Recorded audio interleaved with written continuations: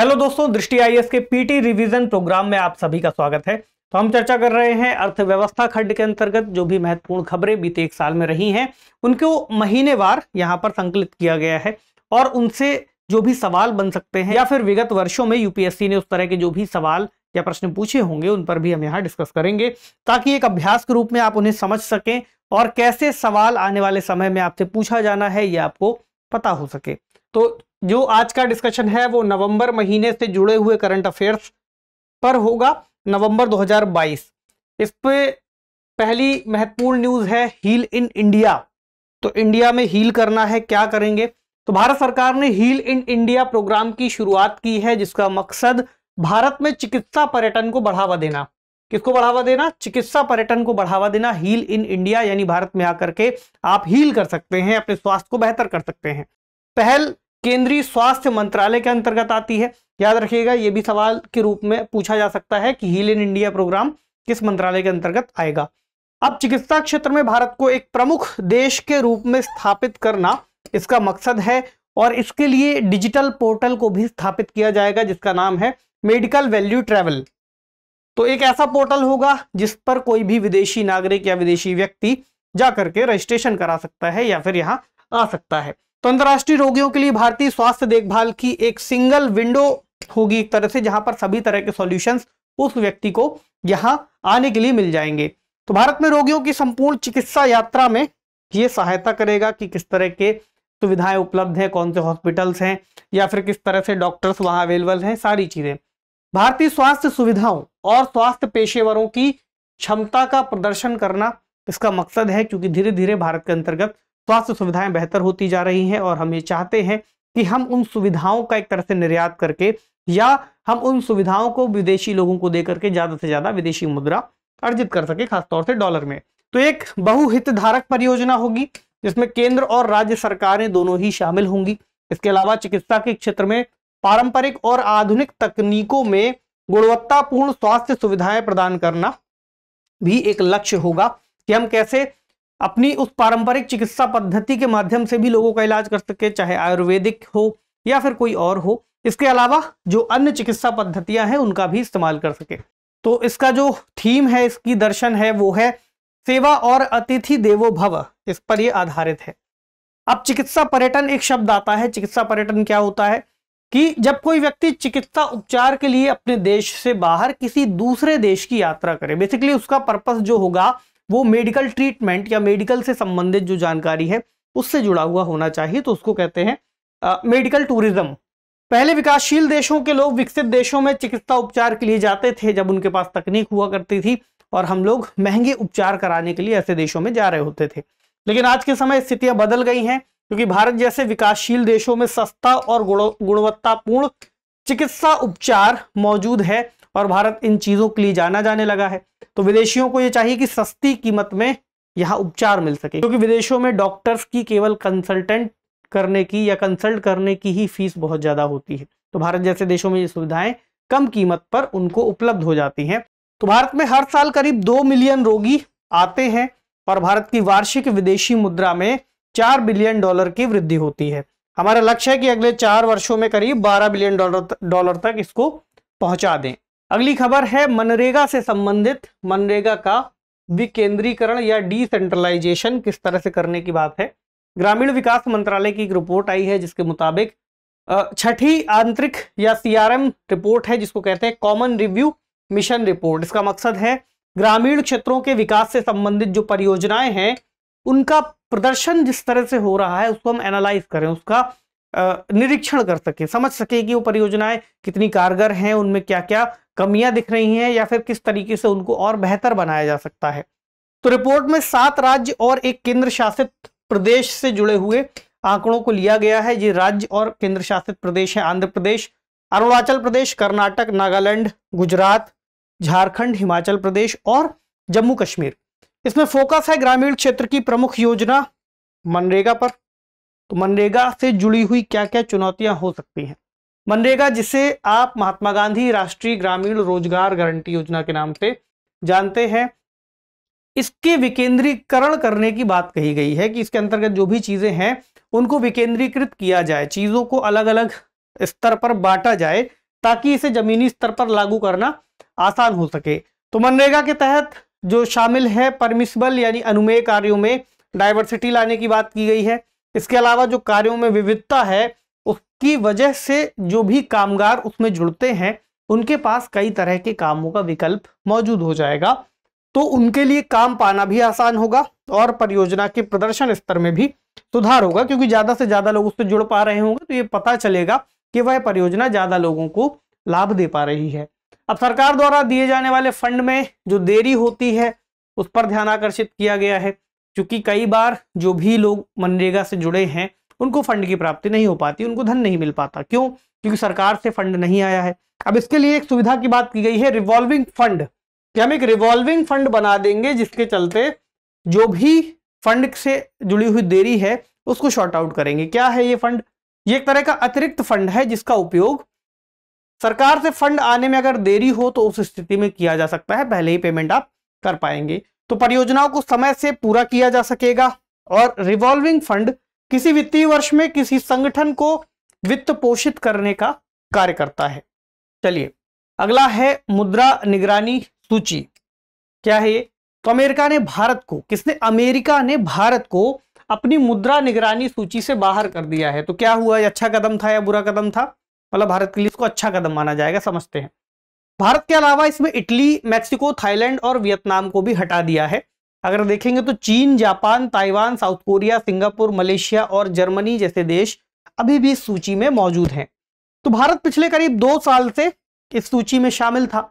सूची क्या करती है, हटा देने से क्या फायदा हो गया हमें, या क्या स्टेटस मिल गया? तो मुद्रा निगरानी सूची जो है वो अमेरिका के प्रमुख व्यापार भागीदारों की मुद्रा नीतियों की बारीकी से निगरानी करती है। यानी ये देखा जाता है कि जो भी देश अमेरिका के साथ व्यापार में जुड़े हुए हैं वो कहीं व्यापार स्थितियों को या अपनी मौद्रिक नीति के जरिए व्यापार की व्यवस्था को बाधित तो नहीं कर रहे या फिर प्रभावित तो नहीं कर रहे। तो इन देशों की मुद्रा संबंधी जो गतिविधियां हैं उनकी समीक्षा की जाती है इसमें। अब अमेरिका के राजकोषीय विभाग द्वारा हर 6 महीने में रिपोर्ट जारी होती है। तो सूची में अगर किसी देश का नाम हो तो उस देश को मुद्रा मैनिपुलेटर माना जाता है, यानी मनी से छेड़छाड़ करने वाला देश। या मुद्रा मैनिपुलेटर का मतलब हुआ कि वह देश जो व्यापार लाभ के लिए अनुचित मुद्रा प्रथाओं में जुड़ा हुआ हो, यानी कि ऐसे देश जिनकी विदेशी विनिमय दर पर अमेरिका को शक हो कि वो जानबूझकर उसमें छेड़छाड़ कर रहे हैं। एक्सचेंज रेट आप जानते हैं, किसी मुद्रा के सापेक्ष किसी दूसरे देश की मुद्रा। तो अगर कोई देश जानबूझकर अपने देश की मुद्रा की वैल्यू गिरा दे तो वह मुद्रा दूसरे देश की मुद्रा के मुकाबले थोड़ी कम कीमत की हो जाएगी, यानी उसकी वैल्यू गिर जाएगी। जब ऐसा होगा तो क्या होगा, उस देश के निर्यात को बढ़ावा मिलेगा, जो कि यहां पर होता है। यानी विदेशी विनिमय दर पर अमेरिका को शक हो तो ऐसे देश कृत्रिम तरीके से अपने देश की मुद्रा की कीमत को कम कर रहे हो। अमेरिका इन चीजों को देखता है और मुद्रा का मूल्य कम होने से देश के लिए निर्यात की लागत कम हो जाती है, इसलिए देश ऐसा करते हैं। एक शब्द आया अवमूल्यन। अवमूल्यन क्या है? कृत्रिम तरीके से मुद्रा के मूल्य को कम करना अवमूल्यन कहलाता है या डिवैल्यूएशन कहलाता है। सरकार या मौद्रिक प्राधिकरण द्वारा जानबूझकर विदेशी मुद्रा के परिप्रेक्ष्य में घरेलू मुद्रा को अगर गिरा दिया जाए तो ऐसा कहते हैं, यानी सरकार ऐसा करे। क्योंकि एक तरीका यह हो सकता है कि मार्केट में प्रतिस्पर्धा के चलते वह जो मुद्रा है वह गिर गई हो, तो एक मार्केट रेट है, दूसरा सरकार ने जानबूझकर अपनी नीतियों के जरिए ऐसा किया हो। तो यहां पर नीतियों की बात है और मकसद निर्यात को बढ़ावा देना, आयात में कमी करना। और अवमूल्यन के माध्यम से देश क्या करने का प्रयास करते हैं? व्यापार शेष और चालू खाते के घाटे को संतुलित करते हैं। इससे इसमें मदद मिलती है कि अगर हमारे पास किसी देश से आयात ज्यादा हो रहा है तो हम चाहेंगे कि हम अपना निर्यात बढ़ाएं ताकि उस व्यापार को संतुलित कर सके। कुछ इन्हीं चीजों को इससे हैंडल किया जाता है। एक प्रश्न है जो यूपीएससी ने 2019 में पूछा है। क्या है? भारतीय रुपए की गिरावट को रोकने के लिए निम्नलिखित में से कौन सा एक सरकार या भारतीय रिजर्व बैंक द्वारा किया जाने वाला संभावित उपाय नहीं है? क्या क्या विकल्प है? गैर जरूरी वस्तुओं के आयात पर नियंत्रण और निर्यात को प्रोत्साहन। दूसरा, भारतीय उधारकर्ताओं को रुपए मूल्य वर्ग के मसाला बॉन्ड जारी करने के लिए प्रोत्साहित करना। तीसरा, विदेशी वाणिज्यिक उधारी से संबंधित दशाओं को आसान बनाना। और चौथा, एक प्रसरणशील मौद्रिक नीति का अनुसरण करना। अब इसमें देखिए, अगर आपको ये टेक्निकल चीजें नहीं भी पता है तो आप ये समझ सकते हैं कि जो आपको पता है क्या वही तो नहीं पूछा है, क्योंकि कई बार जो प्रश्न है वो आपसे ये जानना चाहता है कि आपने बेसिक बात को समझा है या नहीं। तो इसका जो उत्तर है सामान्य सा ही है, यानी ऑप्शन डी है। क्या कहा है कि आरबीआई द्वारा क्या नहीं किया जाएगा भारतीय रुपए की गिरावट को रोकने के लिए, यानी मुद्रा की वैल्यू अगर गिर रही हो तो प्रसरणशील मौद्रिक नीति को अपनाए जाने से और ज्यादा मनी सप्लाई मार्केट में बढ़ जाएगी, और मनी सप्लाई बढ़ जाने से, सप्लाई बढ़ जाने से क्या होगा, वैल्यू कम हो जाएगी, तो और नहीं गिराना है ना। तो इसका उत्तर है ऑप्शन डी। चलिए अगला है ऑनलाइन बॉन्ड प्रदाताओं के लिए रेगुलेशन। क्या है ये? तो सेबी का ओबीपीपी यानी ऑनलाइन बॉन्ड प्लेटफॉर्म प्रोवाइडर्स के लिए एक रेगुलेटरी फ्रेमवर्क आया है। सेबी ने एक फ्रेमवर्क को जारी किया है। मकसद क्या है? ऑनलाइन बॉन्ड ऑपरेशंस को व्यवस्थित रखना। ओबीपीपी यानी ऑनलाइन बॉन्ड प्लेटफॉर्म प्रोवाइडर, ऐसे प्रोवाइडर्स जो ऑनलाइन बॉन्ड प्रोवाइड कराते हैं अपने प्लेटफॉर्म के जरिए। तो नया फ्रेमवर्क क्या करेगा? ऑनलाइन बॉन्ड प्लेटफॉर्म भारत में निगमित एक कंपनी के रूप में होगा, जिस पर जो नियंत्रण है वो और ज्यादा बढ़ जाएगा। तो स्टॉक एक्सचेंज के ऋण खंड में स्टॉक ब्रोकर के रूप में इनको पंजीकृत कराना अनिवार्य हो जाएगा, और पंजीकरण जब हो जाएगा तो ओबीपीपी के रूप में कार्य करने के लिए इन एक्सचेंज पर आवेदन करना होगा। तो बेसिकली सेबी इस तरह से होने वाले व्यापारों को और नियंत्रित करना चाहता है। तो ऋण बाजार वह प्लेटफॉर्म है जहां निवेशक बॉन्ड के रूप में ऋण सिक्योरिटीज को खरीदते हैं और बेचते हैं। इन प्लेटफॉर्म को सेबी द्वारा भविष्य में बनाए जाने वाले नियमों को मानने की बाध्यता होगी कि सेबी जो भी नियम बनाएगा ये उसको मानेंगे। ओबीपीपीस की अगर बात करें तो सूचीबद्ध ऋण प्रतिभूतियां पब्लिक ऑफरिंग के माध्यम से सूचीबद्ध होने के लिए प्रस्तावित ऋण प्रतिभूतियों को ये बेच पाएंगे, इसके अलावा कुछ और नहीं बेच पाएंगे। ये बेसिक छोटी छोटी चीजें हैं।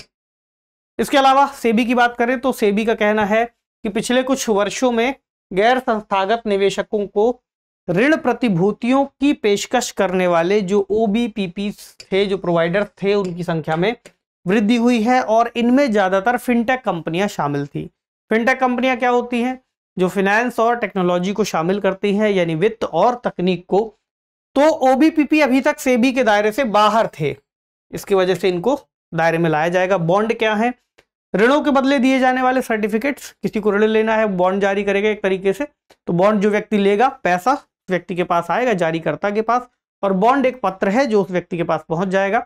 उस पर जो भी फिर तय किया गया होगा कि बदले में कितने रुपए उसको वापस मिलेंगे, उस आधार पर वह लेन देन होगा। तो एक तरह का वित्तीय साधन है। तो बड़े कॉरपोरेशन या सरकार द्वारा जनता से धन जुटाने के लिए बॉन्ड्स को आमतौर पर जारी किया जाता है। अब एक सवाल, सार्वजनिक क्षेत्रक बैंकों के अध्यक्षों का चयन कौन करता है? 2019 में ही पूछा गया है। सवाल थोड़ा सा टेक्निकल लग सकता है, लेकिन सीधा सा सवाल है।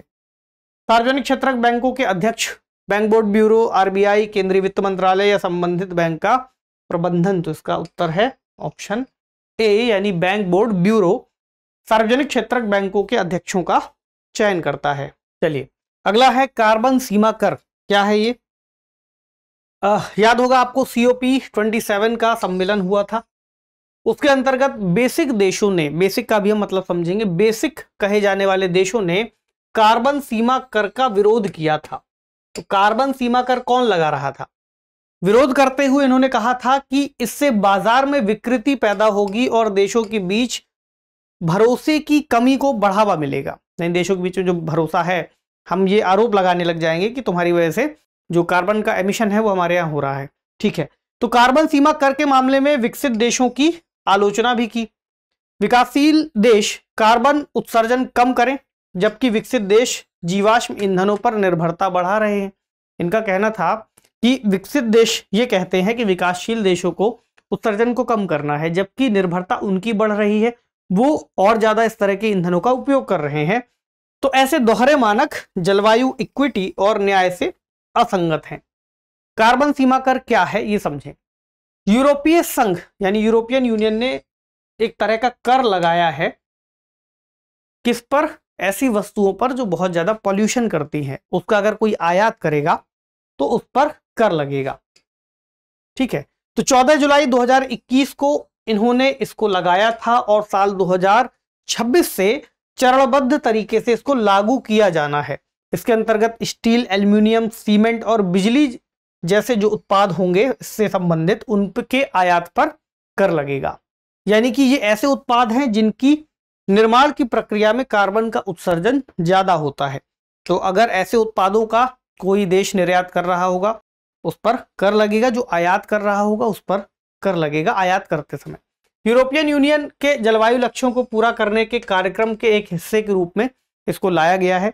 यूरोपीय संघ का कहना है कि इस तरह का कर अन्य देशों को ग्रीन हाउस गैसों के उत्सर्जन को कम करने के लिए प्रोत्साहित करेगा, जबकि बेसिक देश क्या कह रहे हैं कि इसका मकसद यूरोपीय उद्योगों को प्रतिस्पर्धा से बचाना है। अब यहाँ पर दो बातों को समझ लीजिए, ये जो इतनी सारी बातें हैं, एक है विकासशील देश,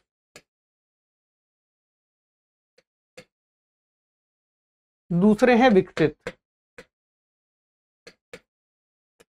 तो ये विकसित क्यों कहे जा रहे हैं? क्योंकि इन्होंने अब तक इतनी तरक्की कर ली है, इतने उद्योग धंधे लगा लिए हैं कि इनकी जो अर्थव्यवस्था है ठीक ठाक स्तर तक पहुंच गई है।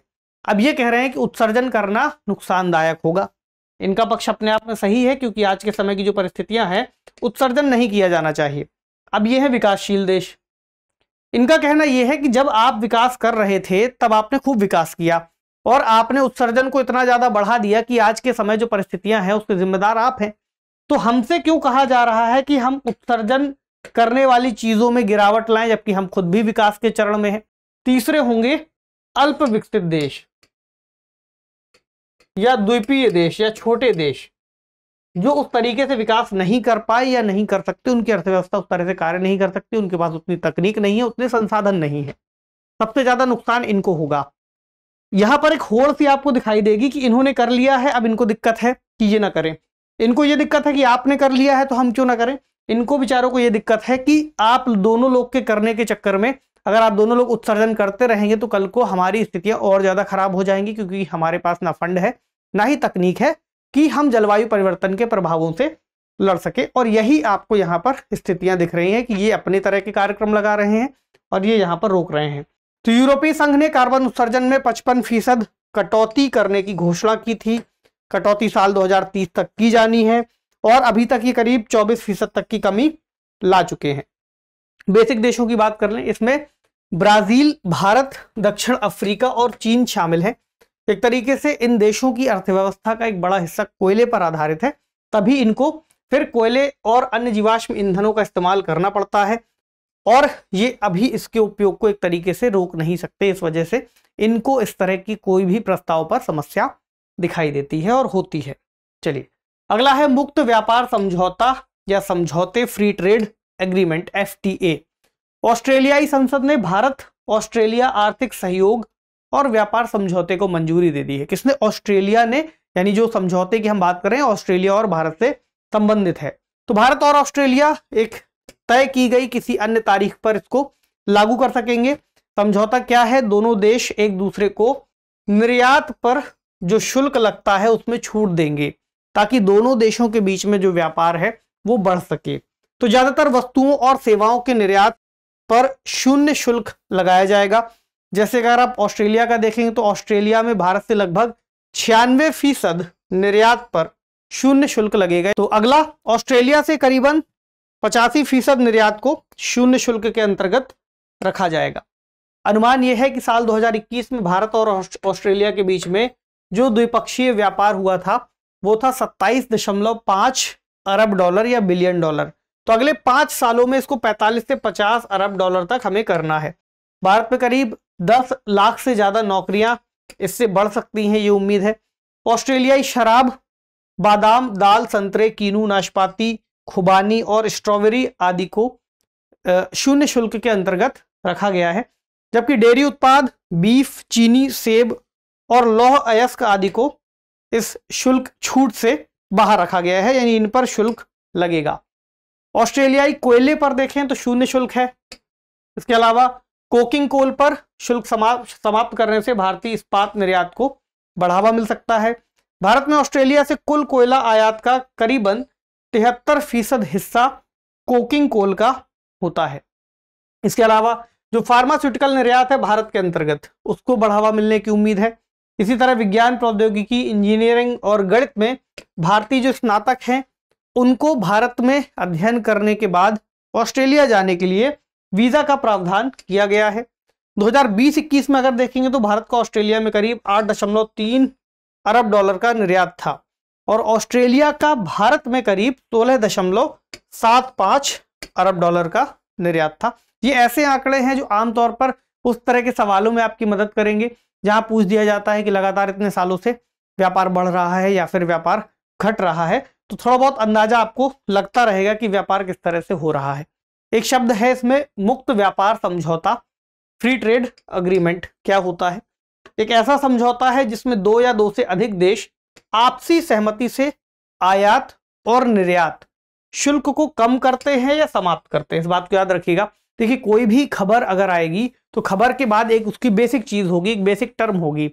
सवाल में दोनों ही स्टेटमेंट फ्रेम किए जा सकते हैं कि एक जो स्टेटमेंट होगा वो उसके करंट अफेयर्स से संबंधित होगा, दूसरा होगा उसके बेसिक स्ट्रक्चर से। तो अगर आपको दोनों बातों पर पकड़ आपकी अच्छी होगी तो आप उसका उत्तर दे पाएंगे।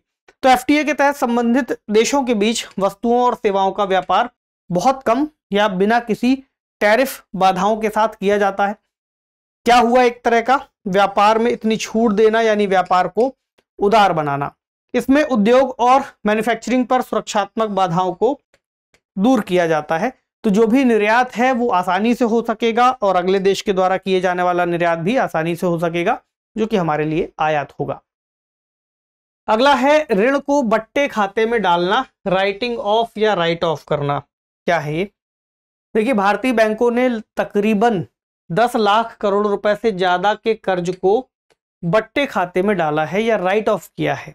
एक शब्द है, टेक्निकल लग सकता है, अभी समझ लेते हैं। लेकिन जो आंकड़ा है वो भी कम नहीं है, 10 लाख करोड़ रुपए से ज्यादा। खुलासा कैसे हुआ? एक आरटीआई के जरिए हुआ।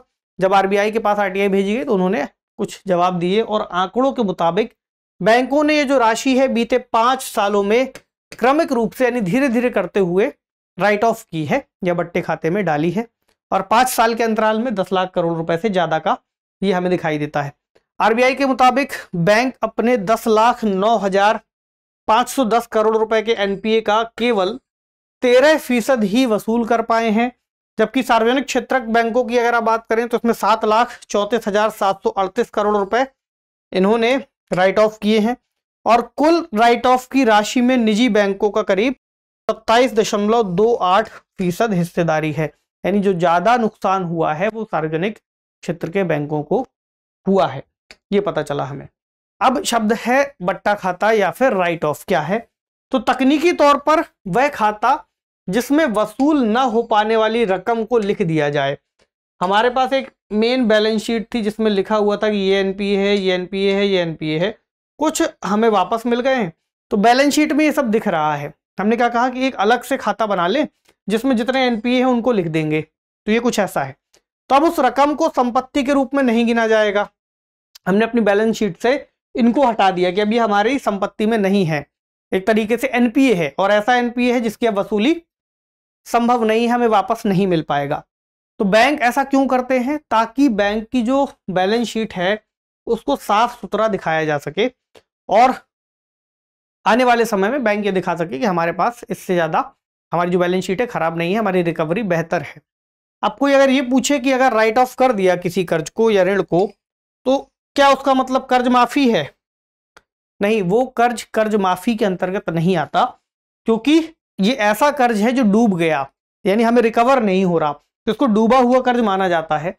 कर्ज माफी क्या है? कर्ज माफी ऐसी प्रक्रिया है जहां बैंक पूरी तरह से कर्ज वसूली को निरस्त कर दे और उसे बकाये से ही हटा दे, हर तरह से गायब कर दे। क्योंकि बैंक ये मानकर चलेगा कि कर्ज माफी हो गई, ये पैसा कभी नहीं मिलेगा और इसकी वसूली कभी होगी भी नहीं, क्योंकि इसे कोई नहीं देगा।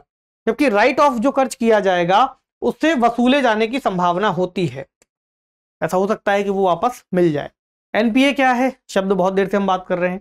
बैंकों द्वारा दिया जाने वाला या दिया गया वह ऋण जिसका मूलधन बकाया है और उस पर किसी अवधि के लिए किसी भी तरह का ब्याज भुगतान नहीं किया गया है, तो इसको कहेंगे एनपीए यानी नॉन परफॉर्मिंग एसेट।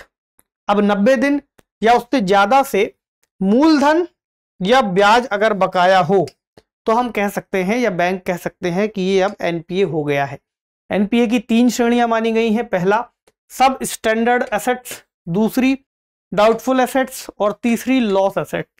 इसके आधार पर फिर इनका निर्धारण किया जाता है। एक प्रश्न ले लें, भारत में किसी वाणिज्यिक बैंक की परिसंपत्ति में निम्नलिखित में क्या शामिल नहीं है? अग्रिम, जमा, निवेश, मांग तथा अल्प सूचना मुद्रा यानी money at call and short notice. तो क्या पूछ रहा है, वाणिज्यिक बैंक की परिसंपत्ति में यानी उसकी एसेट में क्या शामिल नहीं है? जो जमा है वो शामिल नहीं होगा, उसकी एसेट में नहीं आएगा। चलिए अगला है, S&P द्वारा भारत की आर्थिक वृद्धि में कटौती की गई है। कितना अनुमान था, कितनी कटौती की गई? S&P क्या हुआ? Standard and Poor's global rating agency, USA की एक एजेंसी है, ठीक है। तो वित्तीय वर्ष 2022-23 में भारत की जीडीपी ग्रोथ रेट 7% रहने की उम्मीद है, इन्होंने ऐसा कहा 22-23 के लिए, जबकि 2023-24 के लिए संभावना 6% की है, ऐसा भी बताया। कारण क्या बताए कि वैश्विक मंदी है, रूस यूक्रेन युद्ध है, बढ़ती ब्याज दर है और मुद्रास्फीति है। हालांकि ये कहा कि भारतीय अर्थव्यवस्था पर वैश्विक सुस्ती यानी मंदी के जो असर हैं उतने नहीं होंगे, कम होंगे। अब इस बार तो इन्होंने इतनी वृद्धि की बात की, अगर हम पिछले आंकड़े देखेंगे तो ये कुछ ज्यादा थी। सितंबर 2022 में इन्होंने कहा था कि भारत की जीडीपी वृद्धि दर 2022-23 में 7.3% रहेगी और 23-24 के लिए 6.5% की बात की थी, 6.5%। जबकि विश्व बैंक का अगर हम अनुमान देखें तो आर्थिक विकास की दर 6.5% की बात की थी, IMF ने कहा था 6.8, RBI ने कहा था कि 7% 2022-23 में रहने वाली है। हालांकि कितनी होगी ये हमें बाद में पता चलेगा। स्टैंडर्ड एंड पुअर्स क्या है? एक अमेरिकी ग्लोबल रेटिंग एजेंसी है जो देशों के अंतर्गत वैश्विक स्तर पर अलग अलग अर्थव्यवस्थाओं को रेट करती है। इसके अंतर्गत जीडीपी और उसकी ग्रोथ रेट को अनुमानित करने का कार्य किया जाता है। इससे ये पता चलता है कि किस देश को लेकर के जो रेटिंग एजेंसियां हैं किस तरह से उसके ग्रोथ को देख रही हैं, जिसके बाद उस देश में संभावित रूप से निवेश या बाकी की चीजें आकर्षित होती हैं या प्रभावित होती हैं, ठीक है। तो ये इंपॉर्टेंट होता है। अब कुछ सवाल इससे जुड़े हुए, वैश्विक प्रतियोगित्व रिपोर्ट या ग्लोबल कॉम्पिटिटिवनेस रिपोर्ट कौन प्रकाशित करता है? सिंपल सा सवाल है, आप पढ़ लेंगे आपको आ जाएगा, तो कोई अलग से गणित नहीं लगानी है। तो इसका आंसर है ऑप्शन सी। एक और सवाल, किसी दिए गए वर्ष में भारत में कुछ राज्यों में आधिकारिक गरीबी रेखाएं अन्य राज्यों की तुलना में ज्यादा हैं या उच्चतर हैं, क्योंकि? अब आपको ये बताना है क्यों है। जैसे कि गरीबी की दर अलग अलग राज्यों में अलग अलग होती है, दूसरा कीमत स्तर अलग अलग राज्य में अलग अलग होता है, सकल राज्य उत्पाद अलग अलग राज्य में अलग अलग होता है, या फिर सार्वजनिक वितरण की गुणवत्ता अलग अलग राज्य में अलग अलग होती है। इसका उत्तर है कीमत स्तर अलग अलग राज्य में अलग अलग होता है। तो जिन प्रश्नों को हमने यहाँ पर जिन खबरों को डिस्कस किया है उनको एक बार रिवाइज कर लीजिएगा। हो सकता है किसी सवाल से करंट अफेयर के रूप में या फिर सीधे सीधे उसका जो बेसिक कॉन्सेप्ट है उसके रूप में वो प्रश्न आपके सामने आ जाए। तो पढ़ते रहने से आपको याद में बना रहेगा। तो बताइएगा कमेंट सेक्शन में प्रोग्राम आपको कैसा लग रहा है, तैयारी में किस तरह से मदद मिल रही है। मिलते हैं अगले सेशन में कुछ अगली खबरों के साथ। पढ़ते रहिए, ख्याल रखिए, शुक्रिया।